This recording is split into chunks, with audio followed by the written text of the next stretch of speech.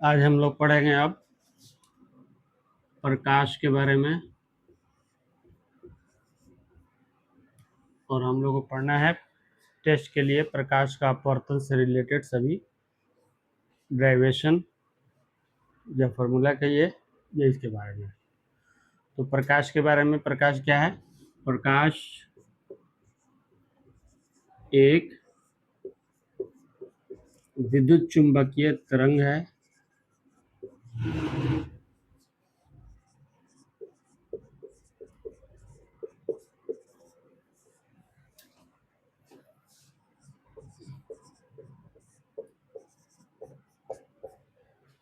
ठीक है। प्रकाश क्या है? एक विद्युत चुंबकीय तरंग है जो प्रकाशीय स्रोत से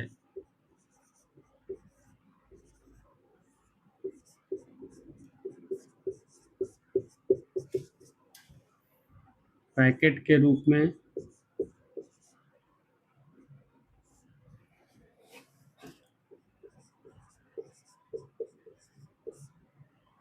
गमन करता है।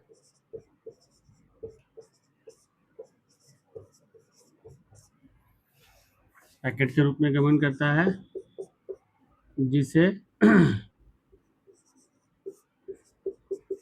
फोटॉन या क्वांटा कहते हैं।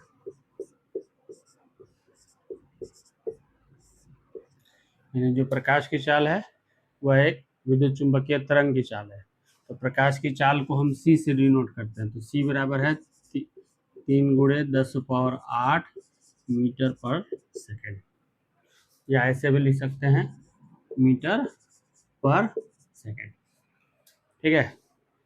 तो जिस वेग से प्रकाश या जिस चाल से प्रकाश गमन करती है उसी चाल से विद्युत चुंबकीय तरंग भी गमन करता है। इसलिए प्रकाश क्या है? एक विद्युत चुंबकीय तरंग है जो एक पैकेट के रूप में प्रकाशीय स्रोत, जैसे सूर्य का सबसे बड़ा प्रकाश का स्रोत हमारा सूर्य है प्राकृतिक रूप से, तो उससे जो भी प्रकाश की गमन होती है वो पैकेट के रूप में गमन करती है, कण के रूप में गमन नहीं करती है, बल्कि पैकेट के रूप में गमन करती है।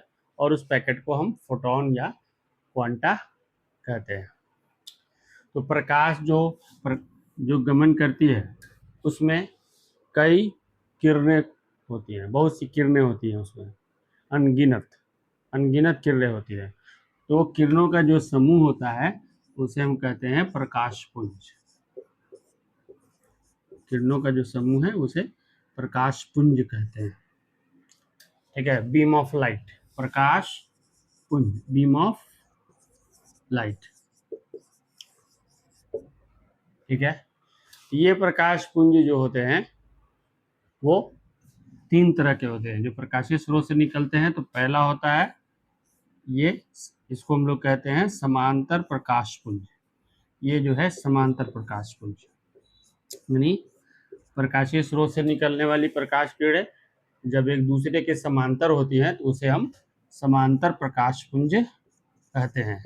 यह है समांतर प्रकाश पुंज। ठीक है। दूसरा है अभिसारी प्रकाश पुंज, यानी किसी प्रकाश स्रोत से आने वाली प्रकाश किरण किसी एक बिंदु पर मिल जाती है या अभिसरित हो जाती है इस तरह से। तो इस प्रकार के प्रकाश पुंज को हम लोग बोलते हैं अभिसारी प्रकाश पुंज। अभिसारी का मतलब होता है कि प्रकाश किरणों का एक बिंदु पर जाकर अभिसरित हो जाना या मिल जाना, तो इसको हम बोलते हैं अभिसारी प्रकाश पुंज। जब प्रकाश स्रोत से निकलने वाली प्रकाश किरणें किसी एक बिंदु पर जाकर मिल जाती है तो उसे हम लोग कहते हैं अभिसारी प्रकाश पुंज। और एक होता है हमारा अपसारी प्रकाश पुंज। अपसारी प्रकाश पुंज, अपसारी प्रकाश पुंज क्या है कि किसी प्रकाशीय स्रोत से निकलने के बाद ये प्रकाश किरणें जितनी दूरी तय करेंगी उन प्रत्येक प्रकाश किरणों के बीच में दूरी बढ़ती जाएगी, यानी चारों तरफ फैल जा रही है। तो किसी प्रकाशीय स्रोत से निकलने वाली प्रकाश किरणें चारों तरफ फैल जाए और प्रत्येक 2 किरणों के बीच में दूरी बढ़ती चली जाए, उनकी दूरी लंबाई बढ़ने की वजह से, तो उस प्रकार के प्रकाश पुंज को अपसारी प्रकाश पुंज कहते हैं। क्लियर हुआ?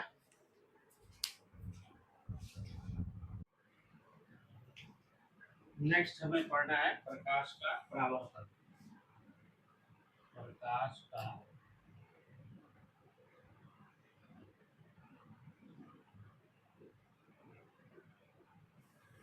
परावर्तन, ठीक है। रिफ्लेक्शन, रिफ्लेक्शन ऑफ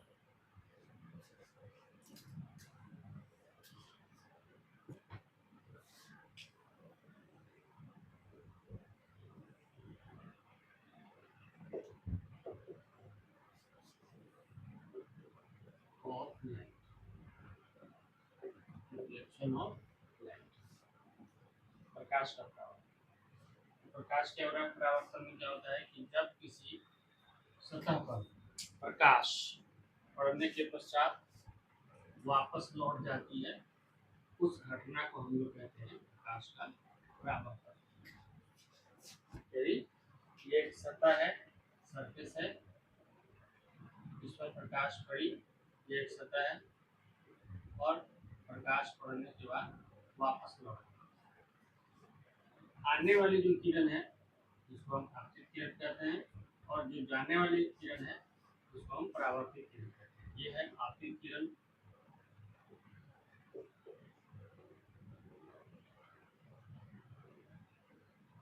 ठीक है, और ये है परावर्तित। नियम जब हम पढ़ाएंगे तो इसमें पहले हम इसको सब चीज को बारीक बता देंगे। ये जो प्रकाश का परावर्तन होता है दो प्रकार से होता है ना। पहला होता है विसरित या अनियमित।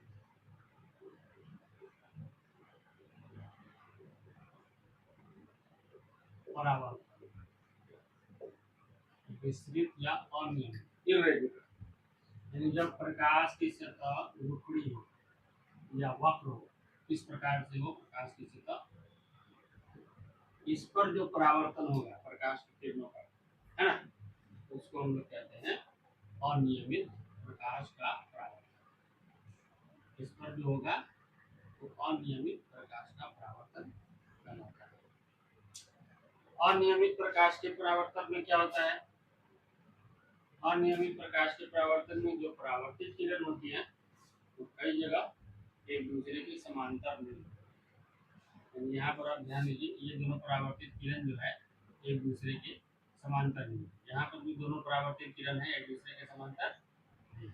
अनियमित परावर्तन में ऐसा देखना मिलता है कि जो परावर्तित किरण है वो समांतर नहीं होती। वैसा जब किसी रुपड़े या वक्र सतह पर प्रकाश की किरणों का परावर्तन होता है तो उसे विसरित या अनियमित परावर्तन कहते हैं, जिसमें परावर्तित किरणें एक दूसरे के समांतर नहीं होती। दूसरा नंबर जो है नियमित परावर्तन। नियमित परावर्तन,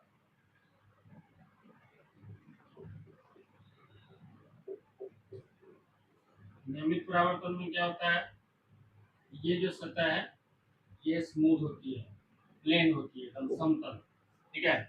तो जब अगर सतह समतल है तो उस पर परावर्तन जो होती है उस प्रकाश की किरणों का, उसको हम लोग कहते हैं नियमित प्रकाश का परावर्तन।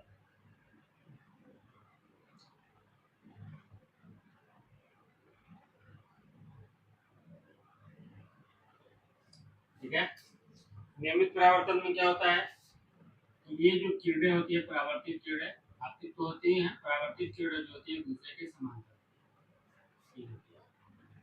तो वैसा परावर्तन यानी जब किसी समतल या स्मूथ या चिकनी सतह पर प्रकाश के किरणों का परावर्तन होता है तो उसे हम लोग कहते हैं नियमित परावर्तन।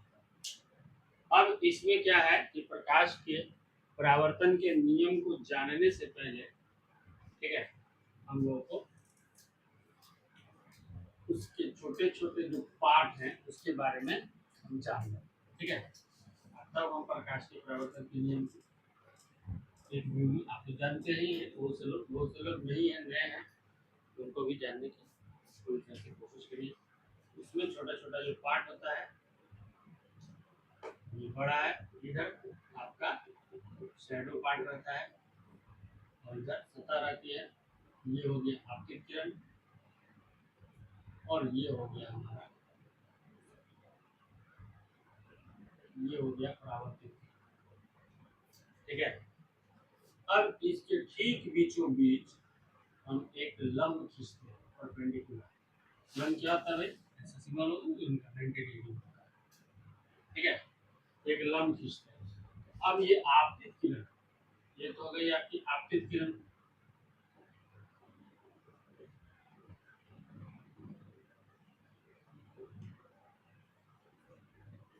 ठीक है, इंसिडेंट रे, ये हो गई परावर्तित किरण, रिफ्लेक्टेड रे।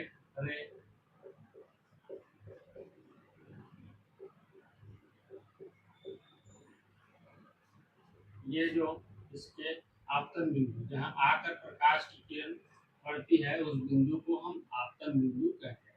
आपतन बिंदु पर हमने एक लंब खींचा तो इसको अभिलंब कहते हैं, नॉर्मल अभिलंब या नॉर्मल। ठीक है, अब ये जो आपतित किरण है और ये अभिलंब है, इन दोनों के बीच में एक कोण बनता है। ठीक है, इस कोण आई से डिनोट करते हैं और इस कोण को हम लोग कहते हैं आपतन कोण। आपतन कोण, इसको हम आई से डिनोट करते हैं, आपतन कोण। और इन दोनों के बीच में यानी परावर्तित किरण और अभिलंब के बीच में जो कोण बनता है उसे हम कहते हैं परावर्तन कोण। ये परावर्तन कोण। ठीक है, ये जो है परावर्तन कोण। परावर्तित किरण और अभिलंब के बीच बने हुए कोण को हम कहते हैं परावर्तन कोण। आपतन कोण को आई से डिनोट करते हैं तो परावर्तन कोण को angle of incidence, angle of reflection या रिफ्लेक्टेड एंगल। ठीक है, क्लियर हो गया आपको। इतनी इसमें पॉइंट होती हैं। इस बिंदु जहां पर आपतित किरण आके पड़ती है उसको हम बोलते हैं आपतन बिंदु। आपतन इंसिडेंट पॉइंट। ठीक है, तो इतने पार्ट आपको किसी सतह पर जब प्रकाश की किरण का परावर्तन होता है तो उसको हम लोग इतने पार्ट करते हैं। तो पहला आने वाली किरण आपतित किरण कहते हैं।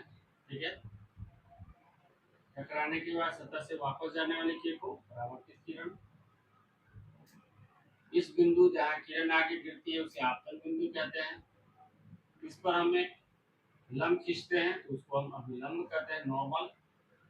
आपतित किरण और अभिलंब के बीच एक कोण बनता है तो उसको हम बोलते हैं आपतन का कोण या आपतन कोण, जिसे हम आई से दर्शाते हैं।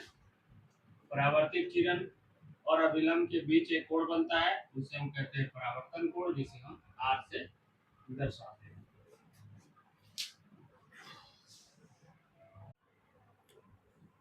नेक्स्ट हमारा टॉपिक है प्रकाश के परावर्तन का नियम। तो प्रकाश के परावर्तन का नियम दो है। पहले हम परावर्तन वाला दर्शा दें आपको।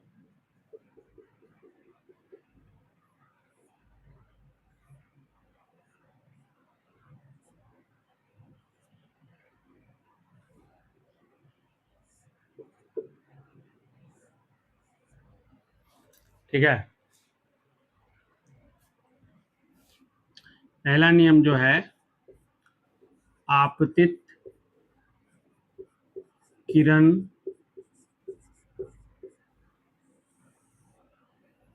कॉमा परावर्तित किरण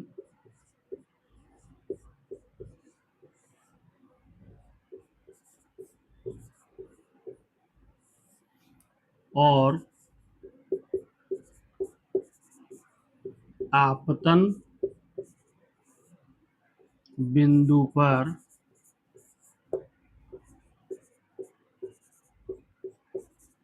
डाला गया लंब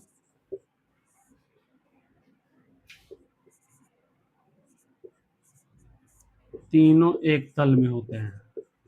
तीनों एक तल में होते हैं।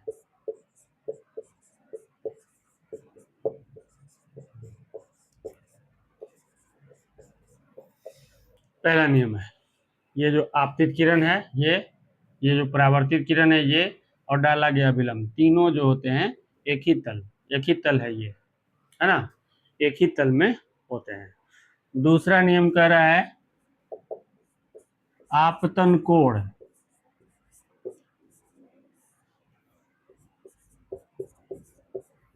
हमेशा परावर्तन कोण के बराबर होता है, परावर्तन कोण के बराबर होता है। आपतन कोण जो होता है हमेशा परावर्तन कोण के बराबर होता है, इस चीज को याद रखना है आपको, क्योंकि ये तो आता भी है 2 मार्क्स वाला में, हमेशा बराबर होता है। आपतन कोण हमेशा परावर्तन कोण के बराबर होता है। तो जब बराबर होगा तो अर्थात यहाँ आपतन कोण क्या है, आई है, आपतित किरण और अभिलंब के बीच बने कोण को आपतन कोण कहते हैं। तो कोण आई परावर्तित किरण और अभिलंब के बीच बने कोण को हम लोग परावर्तन कोण कहते हैं।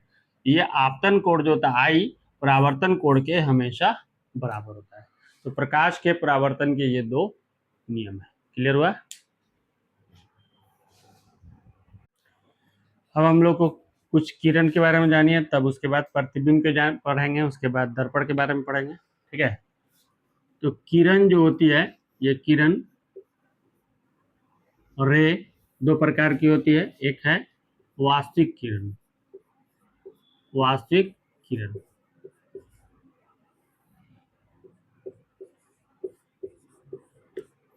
यानी वास्तविक किरण की पहचान क्या है कि एक सीधी किरण वास्तव में जब कहीं किसी से आ रही है, किसी प्रकाशीय स्रोत से, है ना, या आपतन करके या परावर्तन करके, तो उस प्रकार की किरण को हम लोग वास्तविक किरण कहते हैं।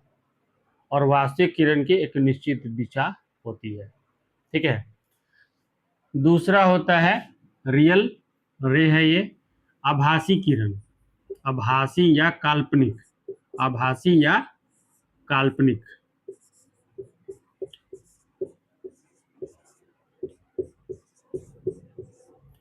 आभासी या काल्पनिक किरण। ये आभासी और काल्पनिक किरण जो होता है वर्चुअल रे इसको कहते हैं। ये डॉटेड द्वारा इस तरह के जो हम किरण को दर्शा रहे हैं, तो इस प्रकार के किरण को हम आभासी किरण इसलिए दर्शाते हैं क्योंकि हम इसके दिशा को दिखाते हैं कि आभास होता है कि ऐसे ये जा रही है, कल्पना करते हैं कि ऐसे जा सकती है। इस प्रकार की जो भी किरण है, तो वास्तविक किरण को वास्तविक किरण द्वारा, यानी उसमें कहीं भी बीच में ब्रेक नहीं रहेगा, इसे द्वारा दर्शाएंगे। जबकि आभासी किरण या काल्पनिक किरण या वर्चुअल रे, ये तो रियल है, ये वर्चुअल रे है, उसको डॉटेड लाइन द्वारा दर्शाते हैं या डिनोट करते हैं। ये 2 प्रकार की किरण होती है। अब इसके बाद हम लोग को पढ़ना है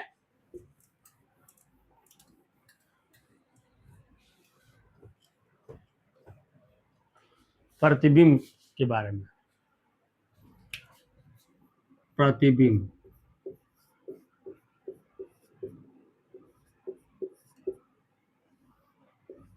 इमेज।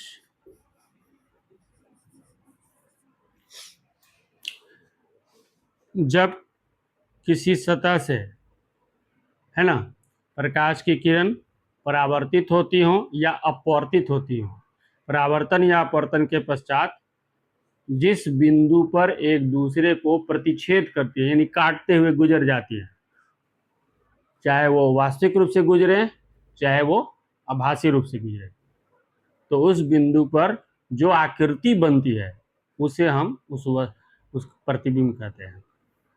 यानी वास्तविक रूप से गुजरे या आभासी रूप से गुजरे, आगे चल के जो प्रतिबिंब बनेगा तो हमको दर्शाएगी भी। ठीक है, तो आने वाली किरण जिस बिंदु को काटते हुए वास्तविक रूप से गुजरती है या परावर्तन होके या अपवर्तन हो गए। परावर्तन में क्या है कि किसी सतह से टकराने के बाद किरण जो है वापस लौट जाती है जिधर से आई थी। अपवर्तन में होता है कि उससे होकर चली जाती है, लेकिन जिस बिंदु पर वास्तविक रूप से एक दूसरे को काटेगी तो वहां पर एक आकृति बनती है, उसी को हम प्रतिबिंब कहते हैं। तो प्रतिबिंब जो होता है ये 2 प्रकार का होता है।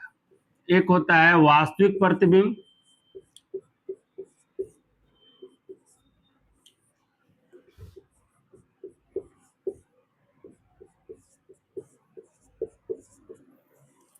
रियल इमेज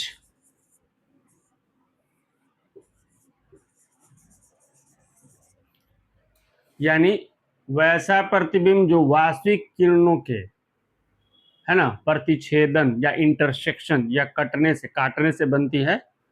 मैंने बताया कि वास्तविक किरणें एक दूसरे को जहां काटेंगी या आभासी रूप से काटेंगी तो वहां पर जो भी आकृति बनती है उसे प्रतिबिंब कहते हैं। तो वास्तविक रूप से जहां पर एक दूसरे को काटती है, यानी वास्तविक किरण एक दूसरे को काटती है, उस बिंदु पर जो आकृति बनती है उसे हम वास्तविक प्रतिबिंब कहते हैं। और वास्तविक प्रतिबिंब ये अगर ऑब्जेक्ट है, यानी ये वस्तु है, तो वास्तविक प्रतिबिंब हमेशा वस्तु की तुलना में उल्टा बनता है। ये उसकी पहचान है। जब भी उल्टा प्रतिबिंब बनेगा तो समझ लीजिए कि वो वास्तविक प्रतिबिंब बन रहा है। अब ये वस्तु से छोटा या बड़ा होगा, अलग अलग पोजीशन पर दर्पण में हम लोग देखेंगे आगे चल के। क्लियर हुआ? वास्तविक किरणों के प्रतिछेदन से, है ना, जिस बिंदु पर आकृति बनती है उसे हम वास्तविक प्रतिबिंब बनते हैं, और ये वस्तु की तुलना में उल्टा बनता है, और इसे किसी पर्दे पर हम उतार सकते हैं। वास्तविक प्रतिबिंब को किसी पर्दे पर उतारा जा सकता है। क्लियर हुआ? दूसरा है हमारा आभासी या काल्पनिक प्रतिबिंब। आभासी या काल्पनिक प्रतिबिंब।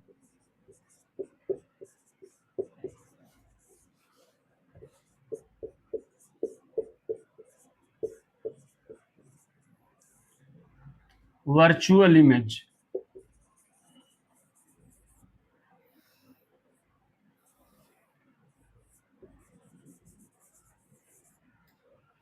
क्लियर? यानी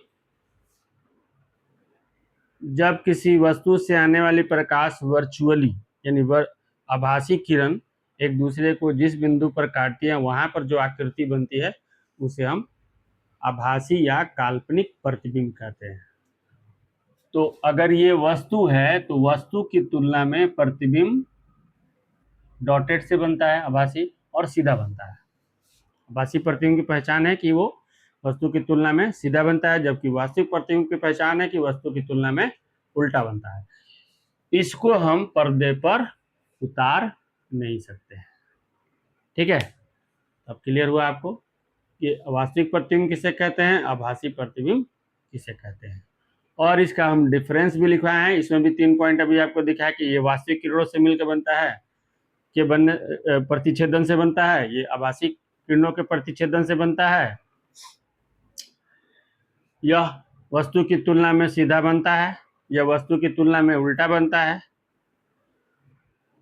इसे, यानी वास्तविक प्रतिबिंब, इसे पर्दे पर उतारा जा सकता है, इसे पर्दे पर उतारा नहीं जा सकता है। वास्तविक प्रतिबिंब इसे वास्तविक किरण द्वारा दर्शाया जाता है, इसे आभासी डॉटेड किरण द्वारा दर्शाया जाता है। इस तरह से आप इसका डिफरेंस लिख सकते हैं दोनों का। क्लियर हुआ? नेक्स्ट हमारा टॉपिक जो है दर्पण है। तो दर्पण जो होता है कांच से बनी एक युक्ति या डिवाइस होती है, और ये जो कांच से, ये दर्पण का कांच से बनी युक्ति जो है, कांच क्या है, पारदर्शी होता है। तो दर्पण में क्या किया जाता है कि एक भाग, ये जो है, ये एक भाग पॉलिश कर दिया जाता है, ये एक भाग पॉलिश किया जाता है। मोस्टली सिल्वर का यूज किया जाता है, और ये पॉलिश किया क्योंकि सिल्वर अच्छा परावर्तक है, इससे हमारा स्पष्ट प्रतिबिंब बनता है। ये हो गया पॉलिश किया हुआ भाग, यानी कलई। ये कलई किया हुआ भाग, पॉलिश की हिंदी क्या होती है, कलई किया हुआ भाग है, ये कलई वाला भाग।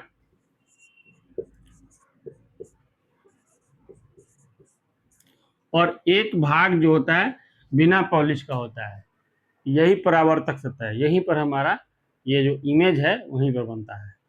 ये परावर्तक सतह है, इसको हम लोग बोलते हैं परावर्तक सतह। दर्पण के लिए है सिर्फ परावर्तक सतह, यानी इसी पर हमारा इमेज बनता है। तो कांच की बनी वैसी युक्ति जिसका एक सतह पॉलिश या कलई किया हुआ रहता है उसे हम दर्पण कहते हैं। जो पॉलिश किया हुआ भाग रहता है एक, और एक होता है बिना पॉलिश वाला जो भाग होता है उसे हम लोग कहते हैं परावर्तक सतह। अब आता है दर्पण का प्रकार। तो देखिए दर्पण का 3 प्रकार होता है। दर्पण जो होते हैं 3 प्रकार के होते हैं, लेकिन हम लोग को 10 क्लास में 2 ही प्रकार का पढ़ना है। दर्पण जो होता है 3 प्रकार का होता है। समतल दर्पण, ठीक है, गोलीय दर्पण, ठीक है, और तीसरा नंबर होता है परवलयिक दर्पण।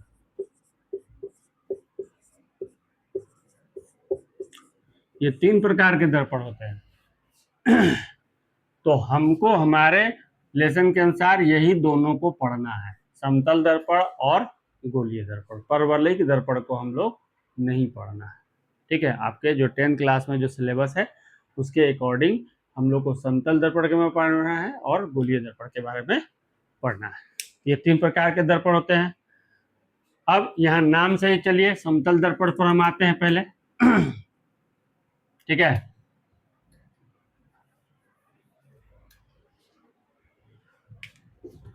समतल दर्पण, प्लेन मिरर, इंग्लिश में इसको हम प्लेन मिरर बोलते हैं।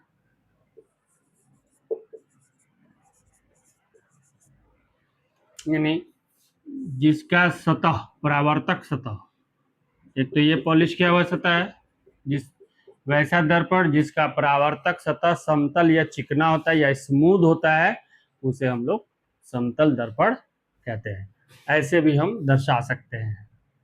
ये समतल दर्पण हमारे घरों में देखिएगा आईने के रूप में हम लोग इस्तेमाल करते हैं। बाथरूम में भी होता है, मोस्टली समतल दर्पण का ही हम लोग इस्तेमाल करते हैं। एक सतह पीछे वाला जो भाग रहता है जिधर फ्रेम लगा रहता है वो पॉलिश किया हुआ रहता है, एक सतह है। समतल दर्पण में अब आइए कुछ पॉइंट हम जान लें कि देखिए एक होता है किसी दर्पण की फोकस दूरी जिसे हम स्मॉल f से डिनोट करते हैं। अगला जब गोलीय पढ़ेंगे तो उसमें क्लियर आपको दर्शाएंगे। तो समतल दर्पण की फोकस दूरी इन्फिनिटी होती है। समतल दर्पण की फोकस दूरी इन्फिनिटी होती है और समतल दर्पण हमेशा किसी वस्तु का आभासी या काल्पनिक प्रतिबिंब बनाता है और हमेशा वस्तु के बराबर बनाता है। समतल दर्पण की विशेषता है कि उसका फोकस दूरी अनंत होता है, इन्फिनिटी होता है, और समतल दर्पण हमेशा किसी वस्तु का काल्पनिक या आभासी प्रतिबिंब, अगर किसी वस्तु की साइज ये है, मान लीजिए कि ये 4 सेंटीमीटर है, तो इतने ही बड़ा साइज का वो आभासी या काल्पनिक प्रतिबिंब बनाएगा। समतल दर्पण की यह विशेषता है। ठीक है, समझ में आई बात।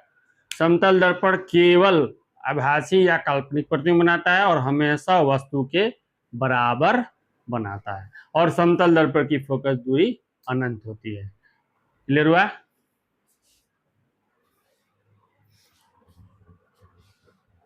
नेक्स्ट हमारा जो है गोलीय दर्पण है। तो गोलीय दर्पण में जो इसका परावर्तक सतह होता है वो एक गोला होता है। एक गोला का मतलब चाप होता है, लघु चाप, माइनर आर्क, वही लिया जाता है। ठीक है, जैसे एक पूरी तरह से ये गोला होता है, इस तरह से एक पूरा गोला होता है गोलीय दर्पण। ठीक है, ये एक गोला होता है और उसी का हम लघु चाप लेकर इस दर्पण को दर्शाते हैं हम लोग। ठीक है, ये एक गोला होता है। तो गोला जिससे हम बनाते हैं उसका यहाँ पर एक सेंटर होगा, तो इसको हम लोग कहते हैं वक्रता केंद्र। यानी गोलीय दर्पण के केंद्र को वक्रता केंद्र कहते हैं, जिसे हम C से डिनोट करते हैं, centre of curvature, which is denoted by C। Clear? गोलीय दर्पण का यहाँ पर एक मिड पॉइंट होता है ना, इसको हम लोग कहते हैं ध्रुव, पोल। ठीक है, ध्रुव या पोल, इसको हम P से डिनोट करते हैं। क्लियर हुआ? अब यहाँ पर पोल से खींची जाती है एक, जैसे आप यहाँ डायमीटर खींच रहे हैं तो व्यास, पोल से सेंटर होते हुए एक लाइन खींची जाती है, इधर भी जा सकती है, इधर भी जाएगी। तो इस चीज को, इस लाइन को हम लोग, इस लाइन को हम लोग बोलते हैं प्रधान अक्ष, प्रिंसिपल एक्सिस। प्रधान अक्ष, प्रिंसिपल एक्सिस। क्लियर हुआ? अब किसी वस्तु से जब भी कोई प्रकाश की किरण आएगी, कोई वस्तु से अगर प्रकाश की किरण आ रही है ऐसे, है ना, ये प्रकाश की किरण आ रही है किसी वस्तु से,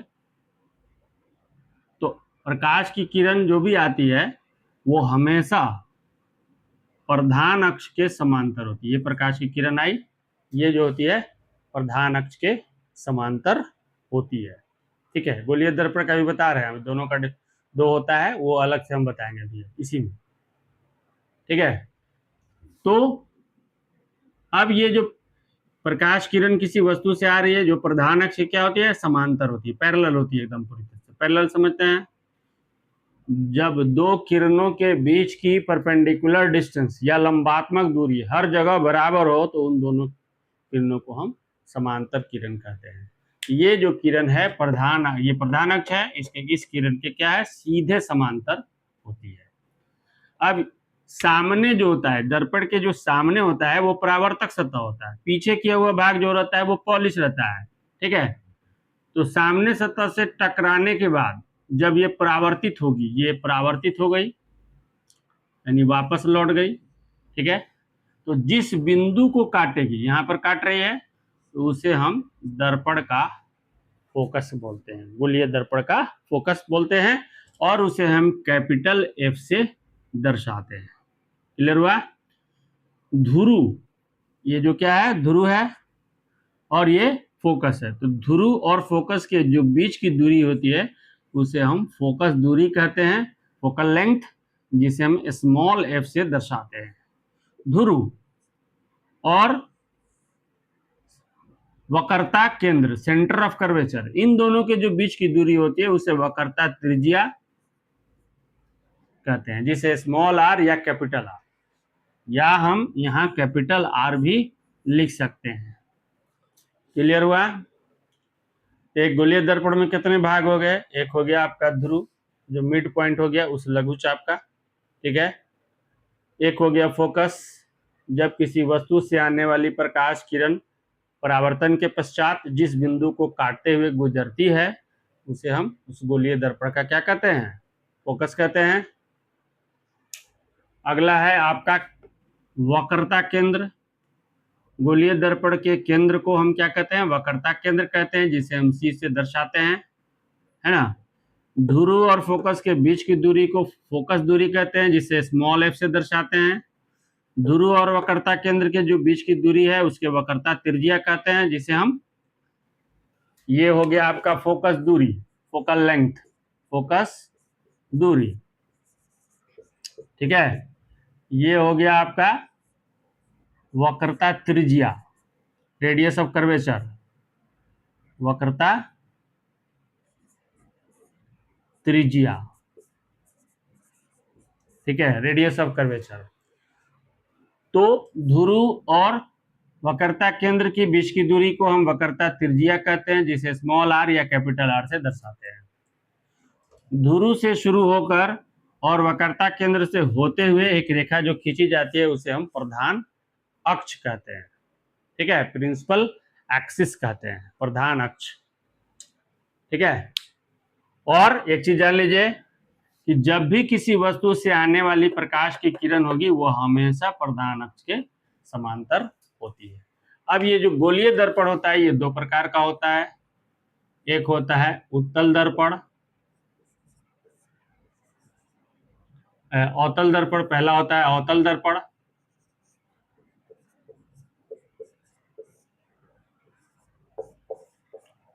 पहला होता है अवतल दर्पण।